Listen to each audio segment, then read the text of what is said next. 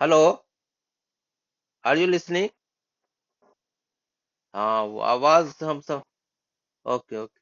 हाँ तो कल हमने सेल में बहुत सारी चीज बताई थी, कुछ डेफिनेशंस बताया था। सेल, उसके बाद cell membrane, cell wall, selective membrane and selective membrane, ये सब डिस्कस किया था। डिफ्यूजन और ऑस्मोसिस के बारे में बताया था। उसी में ऑस्मोसिस में क्या था कि movement of water through the high concentration to the low concentration, that is called osmosis. और उसमें एक होता है एक्सोऑस्मोसिस और इंडोऑस्मोसिस।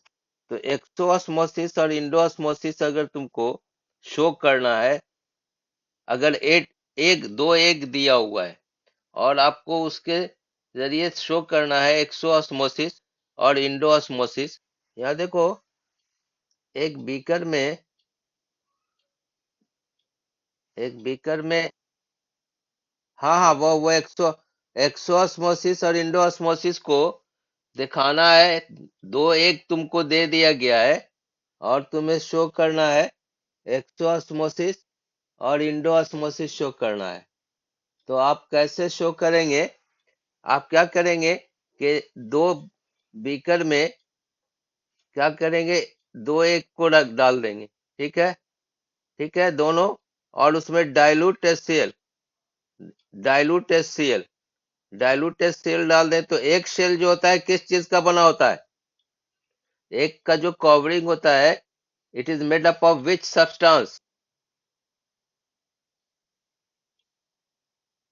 नहीं, ऊपर का जो कवरिंग व्हाइट जो होता है एक का, कैल्शियम कार्बोनेट का होता है। वो कैल्शियम कार्बोनेट का होता है, CaCO3 का, है ना? तो जब तुम उसको डाइल्यूट HCl में डालोगे तो क्या होगा? हाफ एन आवर छोड़ दो उसको, दोनों एक को, और डाइल्यूट HCl में रख देंगे तो ये कैल्शियम कार्बोनेट के साथ रिएक्शन करेगा, एसिड। जानते हो, एसिड जब CaCO3 के साथ रिएक्शन करेगा तो डिजॉल्व हो जाएगा, मतलब कार्बन डाइऑक्साइड उससे निकलता है और वो इसमें डिजॉल्व हो जाएगा। तो उसका जो कवरिंग है वो डिजॉल्व हो जाएगा, मतलब कैल्शियम कार्बोनेट वहां पर से हट जाएगा। आप क्या करेंगे आफ्टर दैट? ये जब डिजॉल्व हो गया ये एक, तो अब इसको हम हाइपोटोनिक सॉल्यूशन में रखेंगे। हाइपोटोनिक सॉल्यूशन में बताए थे कि सॉल्यूट कंटेंट कम होता है, वाटर कंटेंट ज्यादा होता है। तो जब वैसे सॉल्यूशन में रखेंगे तो देखोगे एक के अंदर जो यॉक होता है, देखा है ना यॉक, वो एक वाइट मेम्ब्रेन से घिरा हुआ होता है। अंडा जब उसको तुम देखोगे, उसका जब लेयर हट जाएगा कैल्शियम कार्बोनेट का, तो एक मेम्ब्रेन से वो घिरा होता है। उसको जब तुम रखोगे पानी के अंदर, हाइपोटोनिक सॉल्यूशन के अंदर रखोगे जिसका कंसंट्रेशन वाटर का ज्यादा है, इनसाइड द सेल, सेल का अंदर का जो वाटर कंटेंट है वो कम है, बाहर का ज्यादा है कंसंट्रेशन, तो वो पानी जो है वो अंदर में जाएगा, मूव करेगा। और इस तरह say that will swell up, वो स्वेल कर जाएगा। तो ऐसे केस को हम इंडोऑस्मोसिस, तो हम इंडोऑस्मोसिस दिखा सकते हैं कि जब हम पहले क्या करेंगे, उस एक को डाइल्यूट HCl में डाल दिया, कैल्शियम कार्बोनेट उसका कवरिंग जो है डिजोल्व हो गया, और उसके बाद उसको पानी में डाल दो हाफ एन आवर, तो देखोगे कि पानी वो एब्जॉर्ब कर लेगा, स्वेल अप हो जाएगा। तो दिस इज कॉल्ड इंडोऑस्मोसिस। और अगर उसको सलाइन सॉल्यूशन में डाल दो, नमक वाले सॉल्यूशन में डाल दो, बात दूसरे बीकर में, तब क्या होगा, व्हाट विल हैपन? वहां पे वाटर कंटेंट्स जो है हाइपरटोनिक सॉल्यूशन का कम होता है, अंदर में सेल का जो है वाटर कंटेंट ज्यादा है, तो अंदर से पानी रिमूव होगा, एक से वाटर रिमूव होकर के बाहर आएगा, and then it will shrink, वो श्रिंक कर जाएगा। This is called what? This is called, इस प्रोसेस को क्या बोलते हैं? एक्सोऑस्मोसिस। जब श्रिंक करेगा तो एक्सोऑस्मोसिस, और स्वेल कर जाएगा तो इंडोऑस्मोसिस। ठीक है, समझ में आया? Is it clear? तुम इसको डायरेक्ट तुम इसको डायरेक्ट इससे भी देख सकते हो, जैसे ये तो एक अगर दिया रहेगा तब, और मान लिया कोई दूसरा, मान लो ग्रेप्स दिया हुआ है, और ग्रेप्स को दिखाना है तो तुम हाइपोटोनिक सॉल्यूशन में रखोगे तो स्वेल अप हो जाएगा, हाइपरटोनिक सॉल्यूशन में रखोगे तो श्रिंक हो जाएगा, और अगर इक्वल सॉल्यूशन में रखोगे तो कुछ नहीं होगा, there will be no effect. अब यहाँ पर एक क्वेश्चन आता है, कभी कभी आता है कि आपको जैसे सोक्ड रेसिन है, तुमने पानी में रेसिन को रख दिया, तो पहले रेसिन का वेट W1 ग्राम है। लेट सपोज ऐसा एक क्वेश्चन एमसीक्यू में हमने देखा कि रेसिन का वेट जब हम ऐसे ही खाली उसको वेट कर रहे हैं तो W1 ग्राम है, और W2 ग्राम है सोक्ड। हाँ, सोक्ड, सोक्ड रेसिन जब है पानी में डालते हैं तो W1 ग्राम है जब हम रेसिन का वेट किया, और जब पानी में डाल दिया इंडोस्मोसिस के बाद, इट्स वेट इज W2 ग्राम। अब तुम्हें वाटर का परसेंटेज निकालना है, रेसिन में कितना परसेंटेज ऑफ वाटर है। तो how will you find it? सब इसमें परसेंटेज ऑफ वाटर निकालने के लिए W2 minus W1 bye W1 into 100 ये this is the process to find the percentage of water in the soaked raisin. Soaked raisin में water का percentage अगर हमें निकालना है ना, percentage of water in soaked raisin, ये फाइंड करना है, तो क्या हो जाएगा, दैट इज W2 ग्राम हो गया जो पानी एब्जॉर्ब किए हुए रेसिन है। हाँ हाँ बोलो,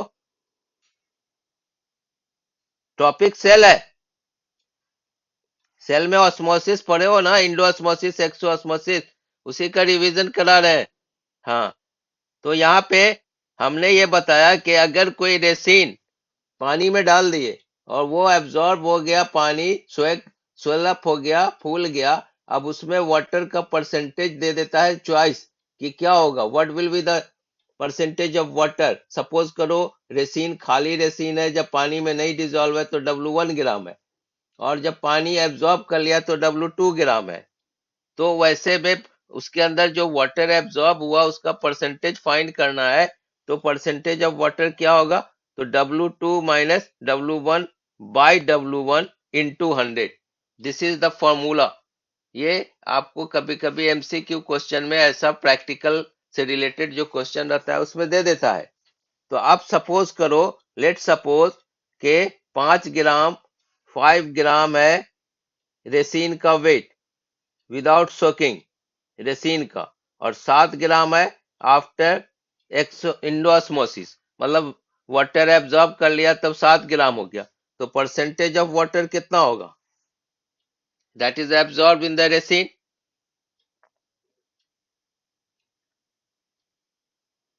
40%, मतलब 7 - 5/5 इंटू 100, यही परसेंटेज, यही तरीका है निकालने का। तो 7 - 5 2/5 इंटू 100, और ये 5 से कट जाएगा तो 20 हो गया, 40%, राइट। तो इस तरह से ये क्वेश्चन आपको पूछा जाता है, हमने देखा इसमें एग्जाम आइडिया में एमसीक्यू में इस तरह का क्वेश्चन था।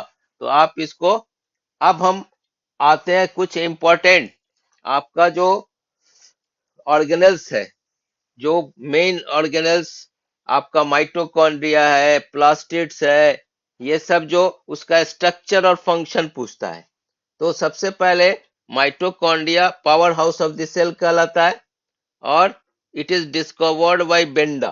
किस साइंटिस्ट ने इसको डिस्कवर किया, it is discovered by Benda, BENDA, Benda. नहीं वो बता दे रहे हैं हर चीज, देखो कोई जरूरी नहीं एग्जाम में सब कुछ पूछा जाए, ये नहीं पूछ सकते, लेकिन पावर हाउस कॉमन नेम पूछता है, क्यों, पावर हाउस किसको कहते हो, बिजली जो हमें सप्लाई देता है, एनर्जी जो सप्लाई देता है उसको बोलते हैं ना, ट्रांसफार्मर को पावर हाउस बोला जाता है। It is power house because it generates the electricity. तो इलेक्ट्रिसिटी जहां से हमें मिलता है उसको पावर हाउस बोलते हैं। तो यहाँ पावर, ये जो प्लांट्स का एक ऑर्गेनेल है, या दोनों में पाया जाता है, प्लांट्स एनिमल्स दोनों में, mitochondria, that is called power house. क्यों पावर हाउस कहा जाता है? Because it release the energy. और एनर्जी क्या होता है? फिजिक्स में पढ़े हो, energy is the capacity of doing work. जब हमें एनर्जी मिलता है, हमें ताकत मिलती है, तब हम काम करते हैं। और एनर्जी किस प्रोसेस से हमें मिलता है? रिस्पिरेशन से। पढ़े हो ना कि respiration gives the energy to our body. तो जो एनर्जी देता है, जो रिएक्शन हमें एनर्जी देता है, उसको एक्सोथर्मिक रिएक्शन बोलते हैं। और जहां एनर्जी एब्जॉर्ब्ड होता है, उसको एंडोथर्मिक रिएक्शन बोलते हैं। ये भी केमिस्ट्री में पढ़े होंगे कि the reactions in which energy is released, that is called exothermic reaction. And the reaction in which energy is absorbed, that is called endothermic reaction. आप, हाँ, आप जैसे देखो, सूरज की रोशनी हमें फोटोसिंथेसिस जब होता है, ग्रीन प्लांट्स जो क्लोरोप्लास्ट है, क्लोरोफिल जो ग्रीन पिगमेंट्स लीफ में पाया जाता है, उससे फोटोसिंथेसिस होता है। CO2 एटमॉस्फेयर से एब्जॉर्ब होता है, और वाटर रूट हेयर एब्जॉर्ब करता है। सनलाइट हमें, सनलाइट वहां क्या करते हैं फोटोसिंथेसिस में, दैट इज एब्जॉर्ब। तो अगर कोई तुमसे पूछे कि फोटोसिंथेसिस एक्सोथर्मिक रिएक्शन है कि एंडोथर्मिक रिएक्शन, तो क्या बोलोगे? What is your answer?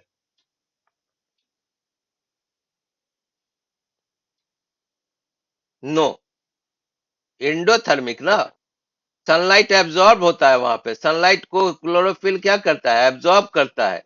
And then it release the, it form the food in the form of carbohydrate, खाना बनाता है। तो वहां सनलाइट को एब्जॉर्ब करता है। लेकिन जब तुम सांस लेते हो, रिस्पिरेशन प्रोसेस होता है बॉडी के अंदर, तो वहां एनर्जी रिलीज होता है, हमें एनर्जी मिलता है, तब हम कोई काम करते। जैसे खाना क्या है? फूड क्या है? एक फ्यूल है। जैसे गाड़ी में पेट्रोल भरते हो, तो पेट्रोल के लिए वो फूड है, फ्यूल है। तो हमारे लिए, लिविंग बीइंग के लिए फूड क्या है? It is a fuel. और फ्यूल क्या होता है? That gives the energy to our body. तो जो खाना हम खाते हैं, by the respiration process, it gives the energy, energy release करता है in the form of ATP, adenosine triphosphate जिसको बोलते हो, एटीपी। तो वो एनर्जी रिलीज करता है, हमें काम करने, वो ताकत मिलती है, तो हम काम कर। हाँ, एटीपी एडेनोसिन ट्राइफॉस्फेट होता है ना, जैसे 1 मोल ग्लूकोज, जब वो रिस्पिरेशन प्रोसेस से 38 एटीपी एनर्जी देता है एरोबिक रिस्पिरेशन में। तो वो जो एटीपी है, दैट इज एडिनोसिन ट्राइफॉस्फेट। तो ये माइटोकॉन्ड्रिया जो है, ये power house of the cell है, सेल का पावर हाउस है। Cell is the structure and functional unit of life. तो ये एनर्जी रिलीज करता है, देता है। तो ये कौन सा रिएक्शन होगा, एक्सोथर्मिक या एंडोथर्मिक? रिस्पिरेशन।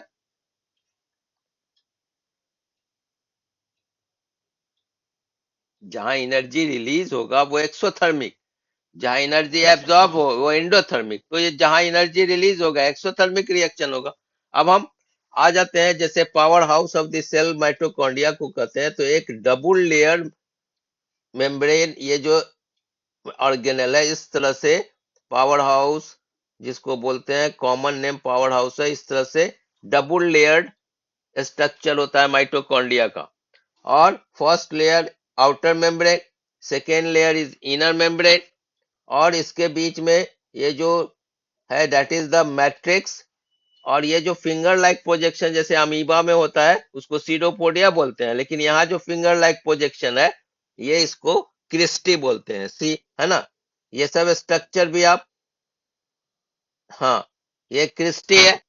हाँ, अब उस वो दैट कॉन्टेंस डीएनए, और डीएनए का फुल फॉर्म जानते हो? Deoxy ribose nucleic acid. DNA क्या होता है? डीऑक्सी राइबोज न्यूक्लिक एसिड, है ना। हाँ, और आरएनए का होता है राइबोज न्यूक्लिक एसिड। कभी कभी फुल फॉर्म भी पूछ दिया जाता है कि डीएनए क्या है, आरएनए क्या है। और डीएनए, डीएनए जो है, ये जो है उसके अंदर जीन्स पाया जाता है। Genes is the carrier of heredity, जानते हो ना। जीन इज द यूनिट, जैसे हमारे ब्रेन का यूनिट न्यूरॉन होता है, किडनी का यूनिट नेफ्रॉन होता है, लिविंग बीइंग का यूनिट सेल होता है। तो उसी तरह इसका जो यूनिट है, कैरेक्टर जो पेरेंट से बच्चे में जाता है ना, माँ बाप का जो कैरेक्टरिस्टिक फीचर है, जो ट्रेट्स है, गुण है, कैरेक्टर है, जो बच्चे में जाता है, पास होता है, किस किस यूनिट के जरिए जाता है? जीन्स के जरिए। यही कैरियर ऑफ हेरिडिटी कहलाता है। Gene is the unit of carrier of heredity. Is it clear? अब इस माइटोकॉन्ड्रिया में जानो, हाँ, mitochondria are found in both animal and plant, दोनों में पाया जाता है। तो क्लोरोप्लास्ट भी डबल लेयर मेम्ब्रेन है, उसमें भी डीएनए पाया जाता है। और माइटोकॉन्ड्रिया में भी जेनेटिक मटेरियल डीएनए होता है, लेकिन mitochondria is present in both plants and animals, but chloroplast is present in plants only. तो यहाँ पे ये जो है दोनों में पाया जाता है। मैं एक one one mitochondria that is double layer structure and the outer mitochondrial membrane is smooth. वो जो आउटर लेयर होता है स्मूथ होता है, और इनर मेम्ब्रेन जो होता है फोल्डेड होता है, फिंगर लाइक प्रोजेक्शन, जिसको क्रिस्टी बोलते हैं, जो हमने आपको दिखाया। और यही जो both cristae and inner membrane have stalk, इसको F1 पार्टिकल कहते हैं, और यही एनर्जी एटीपी के फॉर्म में एनर्जी रिलीज करता है। और what is energy? ATP, adenosine triphosphate. The space within mitochondria is called inner mitochondrial chamber. और उसी के अंदर जो होता है वो लिक्विड लाइक सब्सटेंस होता है, स्पेस जो खाली होता है, उसी को हम मैट्रिक्स बोलते हैं। उसी मैट्रिक्स में रिस्पिरेटरी इंजाइम्स पाया जाता है। रिस्पिरेटरी इंजाइम्स जो रिस्पिरेशन में हेल्प करता है, और during the respiration that energy is released. वही एनर्जी जो रिलीज होता है उसको रिस्पिरेटरी इंजाइम्स कहते हैं। That is for the oxidation of glucose. Glucose का ऑक्सीडेशन करता है और एटीपी के फॉर्म में एनर्जी देता है। Is it clear? इतना चीज समझ में आया? अगर आ जाए कि right the structure of mitochondria and right its function, तो फंक्शन में क्या लिखोगे? What will you right? The mitochondria provides energy for various metabolic function. ठीक है, इतना लिख सकते हो? Can you right?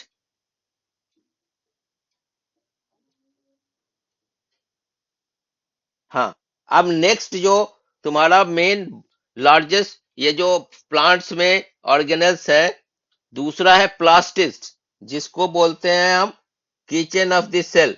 दूसरा जो ऑर्गेनेल है प्लास्टिड्स है, जिसको हम किचन ऑफ द सेल भी बोलते हैं। Plastids are the largest cell organelle found in plant cell only. These are also double membrane. अगर कोई डबल मेम्ब्रेन स्ट्रक्चर का नाम पूछ दे ऑर्गेनल्स का, तो उसमें माइटोकॉन्ड्रिया भी आएगा और क्लोरोप्लास्ट भी आएगा। These are also double membrane structure. Oval shape होता है, अंडाकार, स्फेरिकल, स्फेरिकल भी होता है। Chloroplast found only in green parts of the plant, है ना, सिर्फ ग्रीन पार्ट्स में पाया जाता है। They contain a green pigment, और उस पिगमेंट को बोलते हैं chlorophyll, which is needed for synthesis food by photosynthesis। हाँ, एनर्जी हाउस, हाँ एनर्जी हाउस इसीलिए ना बोलते हैं, ये एनर्जी हाउस है। ये तुम्हारा एनर्जी, माइटोकॉन्ड्रिया एनर्जी रिलीज करता है, ये एनर्जी हाउस कहोगे। जैसे फूड हमारा एनर्जी का फॉर्म है, किचन ऑफ द सेल, हाँ एनर्जी हाउस बोलोगे इसको, क्योंकि वो फूड है, फ्यूल स्टोर करता है। हाँ, तो इसमें जो होता है, इसमें वो जो तुम्हारा क्रिस्टी नहीं, इसमें अलग अलग जो पार्ट्स है स्ट्रोमा एंड ग्रेना स्ट्रक्चर में पाया जाता है, समझे। और फोटोसिंथेसिस क्या है? Can anyone define what is photosynthesis? It is a process by which the green plants make their own food in the presence of carbon dioxide, and water is absorbed by the roots, and sunlight absorbs, sunlight जो होता है तो chlorophyll absorb the sunlight. और इस तरह से process जो होता है उसका देखो, carbon dioxide CO2 plus H2O, ये मिल करके ये बनाता है खाना C6H12O6, and oxygen gas is release. समझे?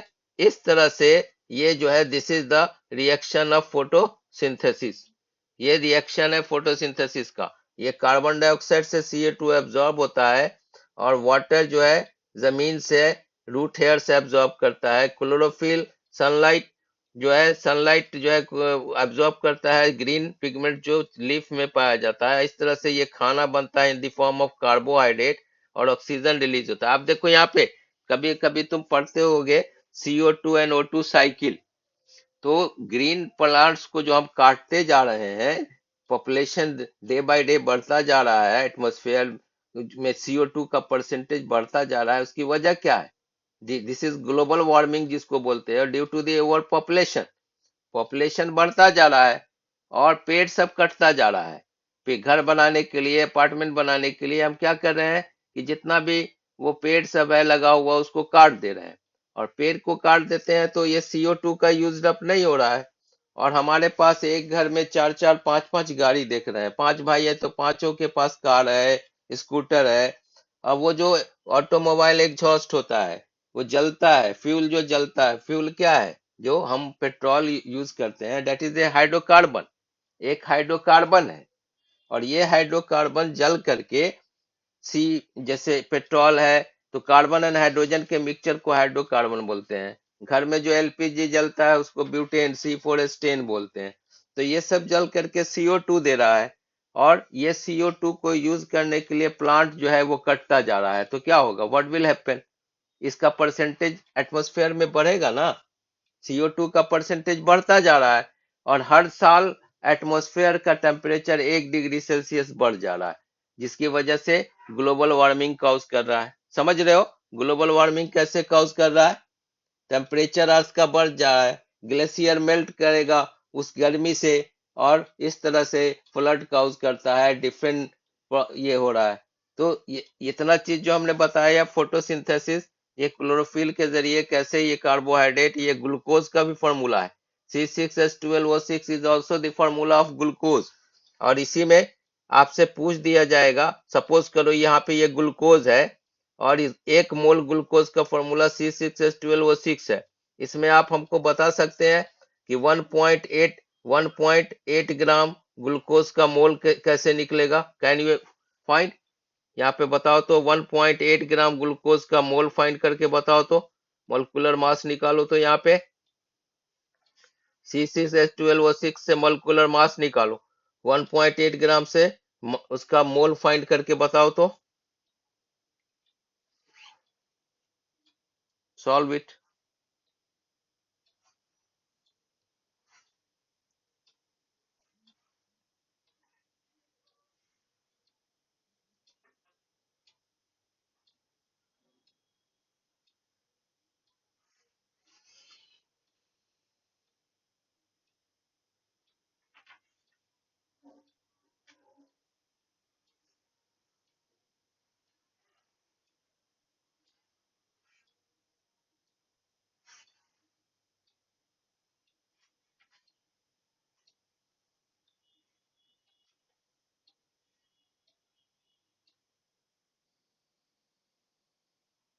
1/100 हो गया। देखो तो इसका इसका मोलर मास कितना? हाँ, 16 से होगा ना। हाँ हाँ, 180 होगा। मोलर मास इसका निकला 180। तो 1.8 ग्राम में निकाल दो मोल, कैसे होगा? Mole equal to 1.8 divided by 180। ठीक है, ये हो गया weight of the given substance divided by molar mass. अब डिसिमल हटा दो तो 18/10 हो गया, इंटू 180। ठीक है, तो इससे कट गया 10, तो 1/100 हो गया ना। 1/100 मतलब 0.01 मोल। कितना आ गया? 0.01 मोल। और नंबर ऑफ मॉलिक्यूल्स निकालना होगा तब, यही क्या हो जाएगा? 0.01 इंटू 6.022 इंटू 10⁻23 मोलिक्यूल्स। तो दोनों हो गया क्या? समझ गया? Is it clear? केमिस्ट्री में भी ये तुम्हारा मोल से भी न्यूमेरिकल से यही पूछता है। और इस तरह से अब आ जाइए नेक्स्ट जो हम बता रहे थे, कि तुमने बताया कि store house of the cell भी बोलते हैं प्लास्टिड्स को, और किचन ऑफ द सेल भी बोला जाता है, कॉमन नेम। ये तीन तरह का होता है। एक होता है क्लोरोप्लास्ट, क्रोमोप्लास्ट एंड लिकोप्लास्ट। ठीक है, क्रोमोप्लास्ट में जो ग्रीन पिगमेंट्स पाया जाता है क्लोरोप्लास्ट में, दैट इज कॉल्ड क्लोरोफिल। और ये क्या करता है? फोटोसिंथेसिस करता है। एक हो गया कि ये फोटोसिंथेसिस में chlorophyll is used, this pigment. और हाँ, हाँ ग्रीन पिगमेंट।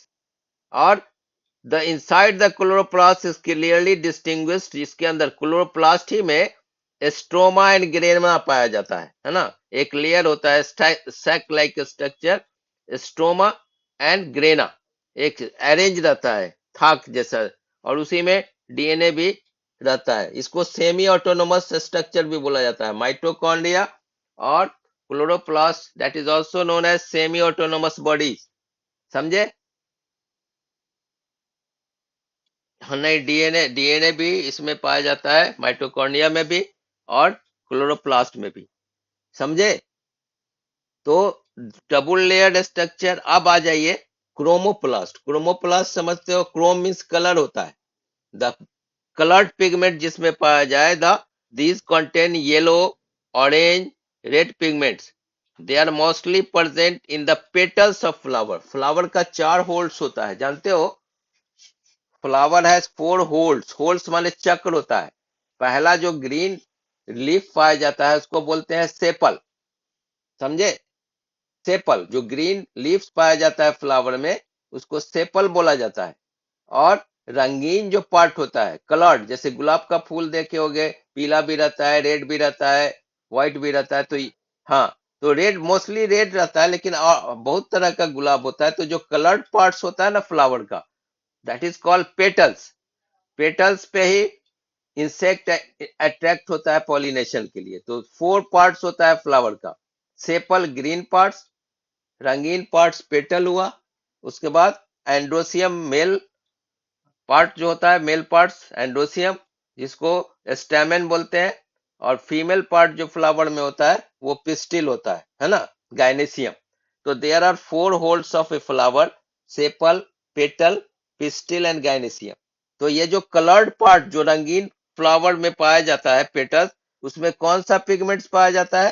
Chloro chromoplast. जैसे देखो, प्लास्टिड्स जो है 3 तरह का होता है। प्लास्टिड्स हुआ, प्लास्टिड्स हो गया 3 तरह का। 3 तरह का, एक हो गया क्लोरोप्लास्ट, क्लोरोप्लास्ट। और जो रंगीन हुआ वो कौन सा हो गया? Chromo chromoplast. Chrome means colour होता है। हाँ हाँ हाँ, एक ही प्लास्टिड्स में। तीसरा जो होगा, तीसरा जो होगा वो क्या होगा? लिकोप्लास्ट। लिकोप्लास्ट, है ना, जो कलर्ड है। ये सब जनरली तुम्हारा जो ये लिकोप्लास्ट है, दीज आर कलरलेस प्लास्टिक, है ना, without any pigment. The leucoplast that store starches, है ना, जो स्टार्च को स्टोर करता है उसको एमाइलोप्लास्ट बोलते हैं। और हाँ, प्रोटीन्स आर, हाँ हाँ हाँ, वो एलिरोप्लास्ट बोलते हैं, ठीक है। ये पोटैटो ट्यूबर्स, राइस ग्रेन्स, मेज ग्रेन्स, ये सब जो है एबंडेंट लिकोप्लास्ट पाया जाता है। चावल का जो व्हाइट पार्ट होता है, राइस ग्रेन्स, पोटैटो ट्यूबर्स, ये सब में ये लिकोप्लास्ट पाया जाता है, समझे? Is it clear? अब फंक्शन ऑफ क्लोरोप्लास्ट पूछ देगा तो क्या क्या होगा उसमें? फोटोसिंथेसिस है, giving colours, storage like leucoplast help in the storage of food, है ना, जनरेशन ऑफ ऑक्सीजन। जैसे फोटोसिंथेसिस में क्या होता है, एनर्जी जब रिलीज होता है तो CO2 के साथ, वो वाटर के साथ मिलकर के C6H12O6 और O2 देता है। और इस तरह से ये फोटोसिंथेसिस में ये जो ऑक्सीजन का साइकिल है कैसे चलता रहता है, देखते हो लिविंग बीइंग में। जैसे प्लांट दिन में सूरज की रोशनी में खाना बनाया, और कौन गैस रिलीज करता है? ऑक्सीजन देता है। और उस ऑक्सीजन को कौन ले लेता है? वो ऑक्सीजन कौन लेता है? लिविंग बीइंग, हम लोग ले लेते हैं। हम लोग सांस के जरिए ले लेते हैं। ऑक्सीजन हम लोग लेते हैं और छोड़ते कौन सा है? Carbon dioxide. ये जो कार्बन डाइऑक्साइड है वो कौन लेता है? बताओ। प्लांट्स लेता है फोटोसिंथेसिस के दौरान। प्लांट ले लेता है, फिर वो खाना बनाता है। यही प्लांट जो हम लोग काटते चले जा रहे हैं, पॉपुलेशन बढ़ता चला जा रहा है और काटते चले जा रहे हैं, जिसके वजह से क्या हो रहा है कि CO2 का परसेंटेज एटमॉस्फेयर में बढ़ता चला जा रहा है, समझ रहे हो? Is it clear? और जिसके वजह से ग्लोबल वार्मिंग होता है। अगर कोई पूछे आपसे कि ग्लोबल वार्मिंग का क्या रीजन है, तो these are the reason. Population is increasing, population बढ़ता जा रहा है, और CO2 का परसेंटेज बढ़ता जा रहा है, and that cause the global warming. समझ में आया? अब है, कह रहा है कि where are genes located, genes कहाँ लोकेटेड रहता है?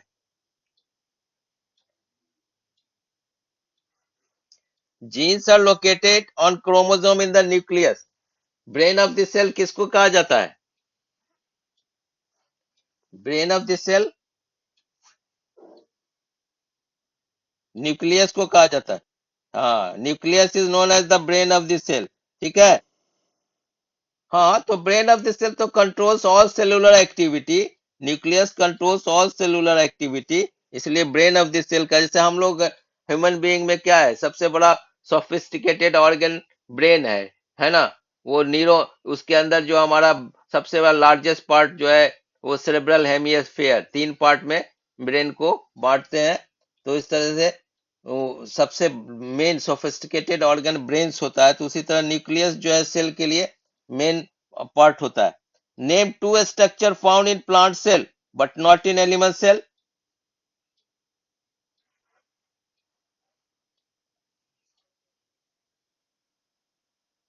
हाँ, एंड क्लोरो, प्लास्टिड्स उसी में आ गया, क्लोरोप्लास्ट। ठीक है, प्लास्टिड्स भी कर दोगे, सेल वॉल एंड प्लास्टिड। ठीक है। Name two structure found in animal cell but not in plant cell. Animal में पाया जाता है, एनिमल सेल में, प्लांट सेल में नहीं पाया जाता है। कौन? स्ट्रक्चर बताओ। Lysosome and centrioles. हाँ, सेल वॉल तो वो तो ठीक है, लेकिन स्ट्रक्चर में जब पूछेगा ना तो, हाँ, लाइसोसोम एंड सेंट्रियोल्स। ठीक है। अच्छा, उसके बाद आप बताएं हमें, क्रोमोसोम किस चीज का बना होता है? Chromosome is made up of, chromatids तो धागा होता है, जो थ्रेड लाइक स्ट्रक्चर होता है, उसको क्रोमेटिड्स बोलते हैं क्रोमोसोम में। अच्छा, ये जो होता है डीएनए एंड प्रोटीन का बना होता है। Chromosome is made up of DNA and protein. Cell wall is made up of cellulose. हाँ, cell wall is made up of cellulose and chromosome is made up of DNA and protein. अच्छा, human being में कितना जोड़ा chromosome होता है मालूम है? आदमी में, हाँ, 23 पेयर्स होता है ना? 23 पेयर्स मतलब 46 होता है, और 23 मेल साइड से, 23 फीमेल साइड से जाकर के जो यंग वंस होता है उसमें 46 क्रोमोसोम पाया जाता है। ठीक है। हर एक ह्यूमन बीइंग में 46 क्रोमोसोम, और इसमें अगर नंबर में कमी या बेसी होगा ना, तो इसी से एबनॉर्मलिटी आ जाती है। कोई आदमी एबनॉर्मल हो जाता है तो क्रोमोसोम, ये वो बढ़ने घटने से भी होता है ना? उसको म्यूटेशन बोला जाता है। तो दैट इज ऑल्सो दिस, ये एबनॉर्मलिटी का एक रीजन है। तो अच्छा, मेल में क्रोमोसोम किस तरह का पाया जाता है? फीमेल में सिर्फ एक्स क्रोमोसोम पाया जाता है। फीमेल में ओनली एक्स क्रोमोसोम पाया जाता है, और मेल में एक्स वाई क्रोमोसोम पाया जाता है। हाँ, हाँ, तो देखो यहाँ पे मेल में एक्स और वाई क्रोमोसोम पाया जाता है, और फीमेल में एक्स क्रोमोसोम पाया जाता है। तो ये जो 23 23 पेयर जो है, अगर एक्स क्रोमोसोम से मिलेगा तो female child will be born, है ना? तब लड़की पैदा होगी। और अगर इसका मेल का वाई क्रोमोसोम एक्स क्रोमोसोम से मिल जाएगा तो लड़का पैदा होगा। ये दिस इज सेक्स डिटर्मिनेशन, इसको बोलते हैं। It is called sex determination. समझ में आया? इज इट क्लियर कैसे होता है ये? तो हाँ, ये दो क्रोमोसोम, डिफरेंट क्रोमोसोम मेल में पाया जाता है, फीमेल में ओनली एक्स क्रोमोसोम पाया जाता है। तो एक्स जब एक्स से मिलेगा तो फीमेल चाइल्ड, और एक्स जब वाई से मिलेगा तो male child will be born. This is called sex determination. Is it clear? ठीक। अब आ जाइए, हाँ, वायरस को किस किस कैटेगरी में तुम ये करते हो? आइदर इट इज लिविंग और नॉन लिविंग।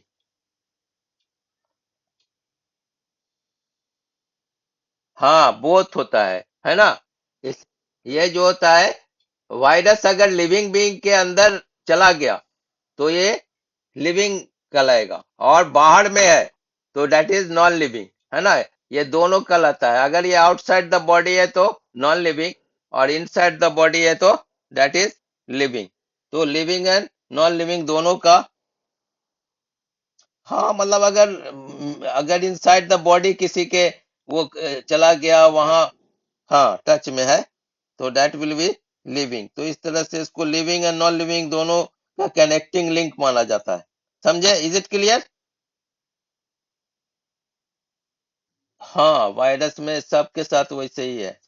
और अभी जो तुम्हारा ये कोविड वायरस है, सभी वायरस के साथ है कि वो प्रोटेक्शन के लिए अपने को सरवाइव करने के लिए एक सिस्ट बना लेता है और अंदर में सरवाइव करता है। और वो जो सिस्ट है उसी को तोड़ने के लिए हम लोग क्या करते हैं, वो यूज करते हैं, सोप यूज करते हैं या सैनिटाइजर यूज करते हैं कि उसको जब लगाते हैं तो ऊपर का जो सिस्ट है प्रोटेक्शन वो टूट जाता है और वो मर जाता है। टूटेगा तो जैसे ही उसके अंदर जर्मिसाइड वो जो हम लोग यूज करते हैं उससे वो मर जाता है। तो सिस्ट को तोड़ने के लिए हम लोग साबुन, सोप सॉल्यूशन वगैरह यूज करते हैं। ठीक है? तो ठीक है, नेक्स्ट फ्राइडे सैटरडे फिर हम डिस्कस करेंगे दूसरा चैप्टर टिश्यू वगैरह, या इसको फिर आगे बढ़ाएंगे बहुत सारा क्वेश्चन डिस्कस करके। तो आज हम यहीं पे खत्म करते हैं क्लास।